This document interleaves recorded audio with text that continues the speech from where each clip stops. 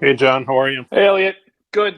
We're approaching the holidays, a couple of weeks, and a lot of activity prior to that in the U.S. and elsewhere. So let's just jump right into it. Wanted to mention first in the legislative side, the House of Representatives, the House Financial Services Committee has just postponed a hearing. They haven't rescheduled yet. Sanctions issues and terrorist financing. So that'll be obviously relevant to our audience. And then I believe there'll be one which is not yet scheduled, but sometime next week on the abuse of digital assets to move illicit funds. Definitely in our world, the relevant committee in the House is paying attention to additional issues that not only are relevant, but we're talking about digital assets. You're trying to figure all of that out. So it'll be something to see, and we will certainly pay attention to that. But I also know that FinCEN has been pretty active and done a few things in the past couple of days. The first that I'll mention, then turn it over to you. FinCEN and the Bureau of Industry and Security at Commerce issued a joint notice, which seems like administrative, but actually it's pretty valuable. And that's helping filers when they report evasion of U.S. export controls to use key terms in the SAR narrative so that they're more easily by the users of the SAR database. This is an issue that has come up before regarding Russia, but this is to deal with other uses of evasion of U.S. exports besides those that occur based on the Russian invasion of Ukraine. So the thing that I would focus on, besides the fact that they're telling you how to fill out the SAR, there are some red flag indicators in the joint notice, which are valuable. There's several of them. I'll just reference a couple very quickly.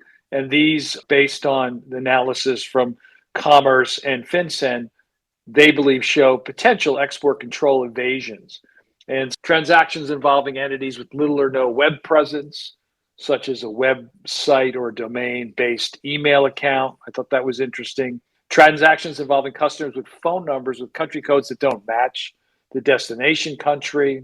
The item, the commodity, software, technology doesn't fit the purchaser's line of business, which would seem to be a pretty easily understood red flag, but you have to obviously pay attention. And then transactions involved a purported civil end user. So basic research indicates the address is a military facility or co-located with military facilities in what they're calling a country of concern. So a whole host of that. I would argue that's a great training tool for institutions, those that have sanctioned reporting responsibilities. Just came out, and would urge people to take a look at the joint notice. Yes, and it's another reminder of something we've chatted about a few times, and that is there is a lot of overlay between export controls and sanctions, and the export control side is getting more visibility for people who aren't expert in that area. So this is another opportunity, as you said, for training to remind all of us in the community that there's really multiple regimes here to control negative activity. The other FinCEN thing that happened this week is they posted a final rule, and it's the use of FinCEN identifiers for reporting beneficial ownership information of entities. And the purpose of this final rule is it amends the beneficial ownership information reporting requirements rule, which has had a long and a little bit tortured history. You and I have talked about a lot when we've had other guests and experts participate in conversations about it. But this is a very narrow change. I'm not going to try to articulate it, but I would urge everybody to go take a look at it. I would say the good news, in my view, is from the big picture perspective, is this change is directly the result of FinCEN's response to comments that were received as part of the reporting rule and the use of identifiers. And identifiers a unique number issued by FinCEN once it receives beneficial ownership information from an entity or from a required filing individual.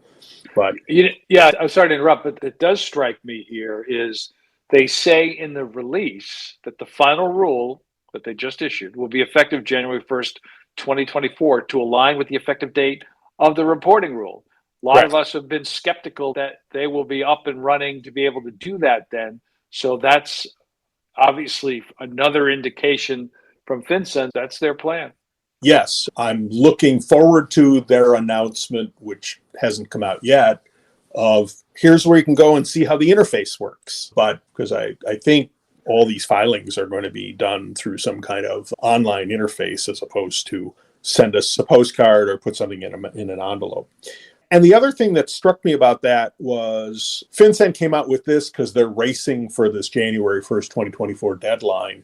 But two other countries that you and I talk about regularly are also been active very recently in the beneficial ownership space. One is Canada, which several weeks ago finished the process of getting approval of what they call Bill C-42, and it authorizes the creation of a publicly searchable federal database of beneficial ownership information.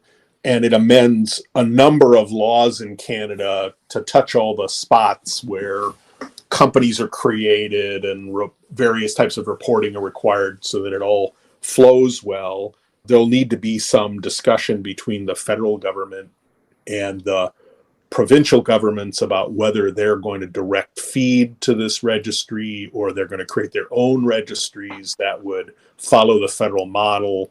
That'll all get worked out as they do in Canada between the federal government and the provinces. But it's interesting that that's going on in Canada, and the UK has just adopted the Economic Crime and Corporate Transparency Act, which authorizes the agency in the UK, which is called Companies House, that deals with corporate filings and corporate creation, to do verification of the data they receive as people send in their BOI. And that's interesting because one of the challenges that people have identified in the US regime is that there's no data verification mechanism. Transparency is critical to stemming the use of shell companies and many other mechanisms that have allowed the bad actors to take advantage of ways to hide their money. And I don't think this issue is going away. And I'm going to go out on a limb and say what the U.S. is doing is a good start, but I have a sense that somewhere down the road it's going to have to get tuned up significantly from what the statutory authorization allows to really meet what is an emerging international standard. Yeah, I think that's obviously right. In addition, unrelated, but an international struggle is that with illicit fentanyl. I want to mention a couple things. OFAC, through the Treasury Department, sanctioned the Sinaloa cartel in Mexico, and 13 members of that cartel, several of them are actually fugitives, and 4 Sonora, Mexico-based entities. And the sanctions were coordinated with the government of Mexico, and that is an ongoing effort by the U.S. and others. In addition, in the release, they say the White House this week is hosting representatives from FinCEN, Mexico's FIU, Canada's FIU, what is called the 7th North American Drug Dialogue. And they're going to review the progress related to working together on illicit finance issues designed to confront those that are associated with the manufacturing and trafficking of illicit drugs, such as fentanyl. So there's information in there. So I wanted to mention that. And then the FBI announced out of Florida on their website today that the federal jury has found an individual from St. Petersburg guilty of conspiracy to distribute fentanyl and 2 counts of other distributions of fentanyl. He faces 60 years imprisonment, and he was arrested back in 2020. But this person supplied opioids in Pinellas County way back since 2017. There was a conspiracy charge there as well. So this case was investigated by DEA, the local sheriff's office there, and the FBI, all part of their Organized Crime Drug Enforcement Task Force, OCDETF. We love acronyms. That mission of that group, I think we mentioned this before, is to identify, disrupt, dismantle drug trafficking, money laundering organizations. So the point here is OFAC sanctioning based on the distribution of fentanyl, but also prosecutions are happening. There's obviously task forces working on, and there's certainly bipartisan concern about what fentanyl has done to our country and elsewhere.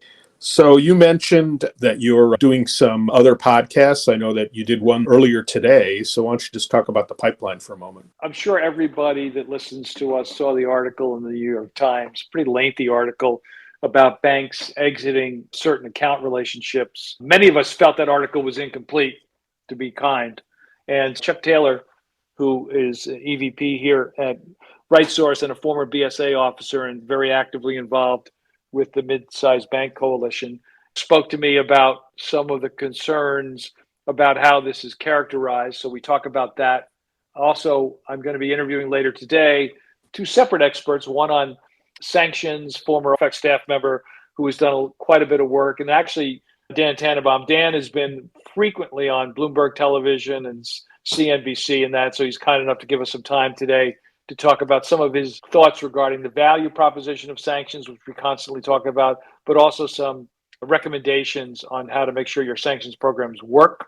And then Mark Friedman, who runs a company called Rebel Global Security, and they look at physical and cybersecurity challenges in general, but specifically regarding the attacks by Hamas in Israel and how that's clearly going to spill over to the States and other parts of the world, and how corporations can protect themselves and protect their employees. So both of those interviews will happen today, and we'll get those up in the next couple of weeks. And then lastly, our November webinar is coming up really quickly because of Thanksgiving. So it's going to be Thursday, the 16th of November. And John, you've got a great panel of folks talking about managing regulatory examinations, an important element of an effective compliance program. And I'm looking forward to it. For those in our audience who want to register and get a link to join us, you can do that at our website, aml.com. And as John usually says, but I'll say it this week, please, if you've got topics you want to hear us talk about, send us an email. John and I are happy to take shout outs from the audience and shape some of the conversations based on that. Yeah, that's great, Elliot. And to all those that follow sports, college basketball has started. And so Elliot and I will be closely watching Marquette and see how we do this year. Maybe you don't have your football teams where you want them to be. It's time to transition to college basketball. That's right. There's always another sport that gives you a chance to be hopeful at the beginning of its season. Exactly. All right, Elliot, take care of yourself. You too. Have a great week. Bye-bye.